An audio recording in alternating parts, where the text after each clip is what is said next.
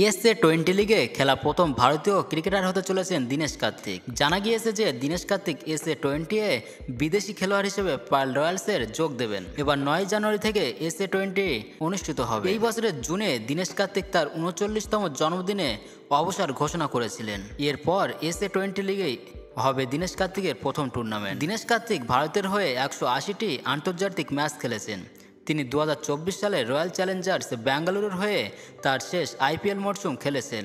RCB দল তাকে 2025 সালের IPL মরশুমের জন্য একজন পরামর্শদাতা এবং ব্যাটিং কোচ হিসেবে চুক্তিবদ্ধ করেছেন। Royals franchise director of cricket Kumar Sangakkara কার্তিককে দলে স্বাগত জানিয়ে বলেছেন, দীনেশ একজন দুর্দান্ত আধুনিক ভারতীয় সীমিত ওভারের খেলোয়াড় এবং তার অপরিসীম অভিজ্ঞতা আমাদের দলের জন্য অনেক সাহায্য করবে। এই উপলক্ষে আনন্দ প্রকাশ করে কার্তিক বলেন, দক্ষিণ আফ্রিকায় আমার খুব ভালো স্মৃতি আছে এবং যখন এই সুযোগটি আমার সামনে এসেছিল আমি অস্বীকার করতে পারিনি। আমি প্রতিযোগিতামূলক ক্রিকেটে ফিরতে পেরে উত্তেজিত।